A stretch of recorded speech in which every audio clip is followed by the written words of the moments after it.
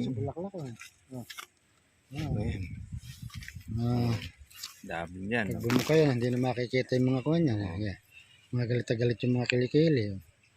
Eh di pa nakakatikim ng Tubig. ng unabes. Ayun, naulan ng konti. Hindi ko lang tubig eh. Kumbaga sa kawan sa babae, landin-landin na. Nakakala ng mga isang linggo yan. Pag natigilan niya.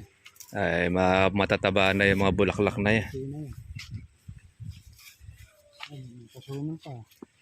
Ayan, yung mga ibabaw na yan. Tsaka yung mga pinagpitasan, ayan, lalabasan. Ng another na bulaklak. Ayun o, kumpul-kumpulan yung mga dulo. Kaya sa ang kalamansi, di mahirap ang bulaklak pagkatag-araw. Ayun na dami sa kilikilo. Ayan, no? Ang mangyayari niya na magtutuko siya pagka nagtuloy.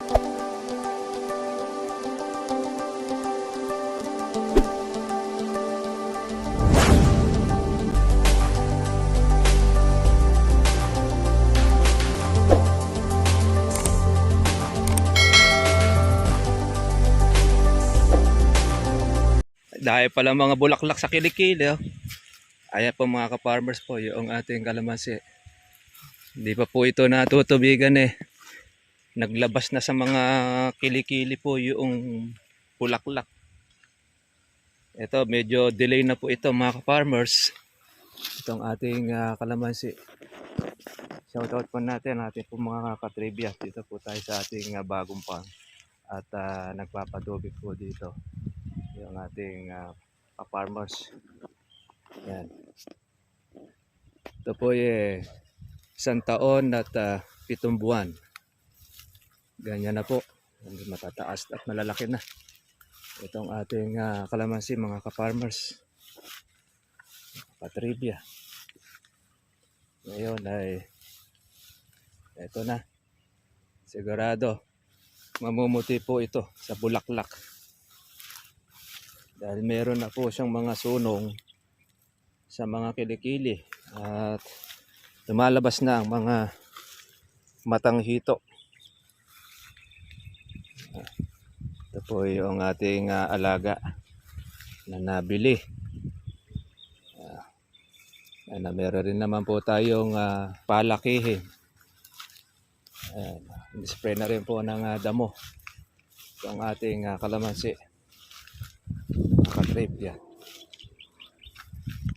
Ayan, marami po mga bulaklak ito. Ayan. Yan yung ka-farmers pagka po tayo bibili po ng ating farm. Hindi mo natin mapapansin, lalo kung nagtanim ka kalamansi. Mabilis pong lumaki yung ating alaga. Iba po kasi mga ka-farmers po ang lupa po dito sa area na ito. Mataba kumpara mo doon sa atin. Kaya ang puno ay talagang mas lumalago. Ayan, mas gumaganda.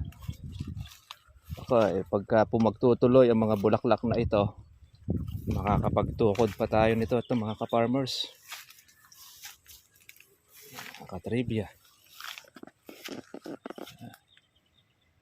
Hindi ka po nainip eh. Ang lalaki na po ng ating kalamansi dito. Yan. Berdeng-berde naman po ang dahon. Yan. Lumalaki po mga katribya ng gusto ang kalamansi natin dito sa area na ito.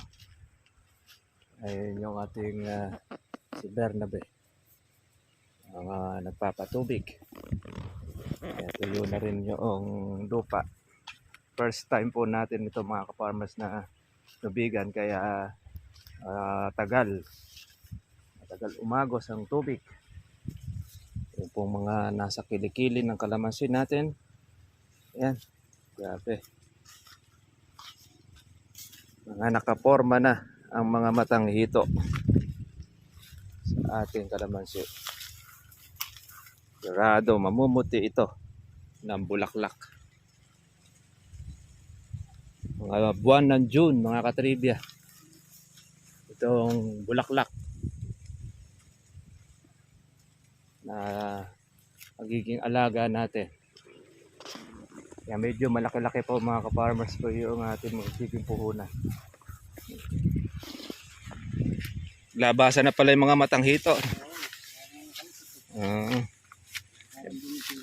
May bawat kili-kili meron eh. Sa bulaklak eh. Ayan. Dami niyan. Pag bumuka yan, hindi na makikita yung mga kuwan yan. Yeah. Mga galit-galit yung mga kilikili.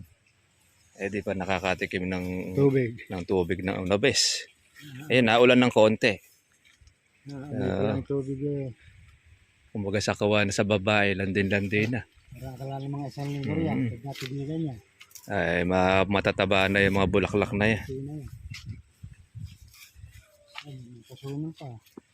Ayun, yung mga ibabaw na yan. Tsaka yung mga pinagpitasan, ayan, lalabasan ng another na bulaklak. Ayun o, kumpul-kumpulan yung mga dulo. Kaya sa ang kalamansi, di mahirap ang bulaklak pagkatag-araw. Ayun na dami sa kilikilo. Ayan, no?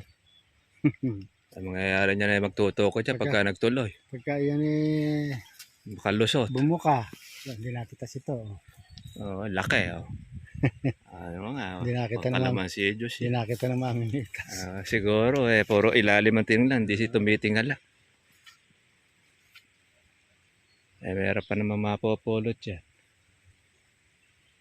Hindi nagkasabay-sabay ang konit, bunga. Siguro, lalo sa hapon, makikita mo ito, mamumuti. Dahil doon sa bulaklak niya. Maganda ako niyan. Sa ito ng bulaklak. Isipin mo ito kung hindi mabagsik ang insekto, ini-spray mo na sinusot nung pa ng mga uod. Ayun pa yun, no? Yung baging, natakpan na may maraming bunga. Ito, laki ng ugat. Ay, sitaw-sitawa. Yan ang mahirap bunutin. Hindi mo mabubunot siya pagka tuyo. Yan, laki.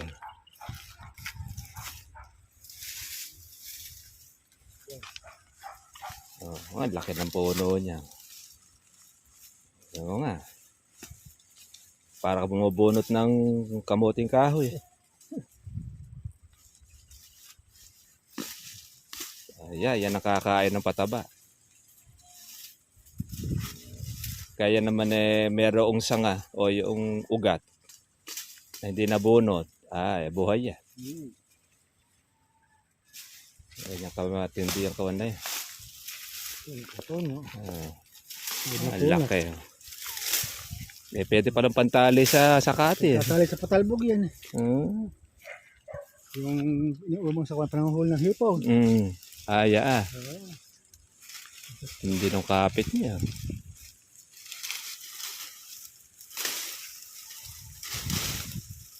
Siguro sabi nung baging taga dyan ka ako.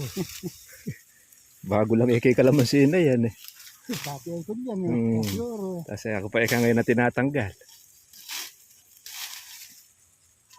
Lalaki ng bunga. Yun, mga nakukuble. Palagay ko dito naglalakad lang yung mamimitas naghahanap lang ng makapal Meron pa nga mapupulot pa nga dyan. Dito lang po mga ka-farmers, kung medyo malayo ito sa amin, naglipa na din ang kawatan. Isa nasisingitan din tayo rito. Na dalawang daanan isa sa ilog, isa sa daan. Kung nakapagitna ito sa hindi nawawala talaga mga tulonggis. Ito yung mga pinalalaki. Marso na yan. Adjust lang ng Marso ako yan. Lilintog ang timano yan. Kakaroon din ng panibago. Ayan. Yan yung bulaklak na ito. Buwan na ng June yan. June na yan. June na makukuha siya. Okay, yan June po mga katripe, naglilibo pa presyo niya. Sabagay, di naman natin masasabing bagsak ang June. Dahil misa kung alin yung April, yan na bumabagsak. Mayo, depende doon sa dating ng kalamansi. Ah, ayun, dahil mga kuha ng bulaklak. Mga hindi tumitingala yung mga mamimitas. Sila yung nasa tinitingin. Ayun niya. Makainaman yan eh. Tumaas ang kalamansi eh. Nakakakuha pa eh. Nakakahapon. Kaya na. Sige. Okay po mga ka-farmers. Tapos po tayo ng ating pong pag-spray ng damo. Sa ating pong bagong pa. Nabalutan na siya ng damo. Leo! Ibang araw naman na tayo po mga katripa. Pupunta po dito. Para Uwi na malinisan kami. natin yung ating pong bagong pa. Uwi na kami. Ganun pa man. Sige po. God bless sa inyo lahat. Sundukan lang kayo minsan. Tawagan mo mamaya. Ang ating kubo. Baka gusto Si nanay. Ano sabi?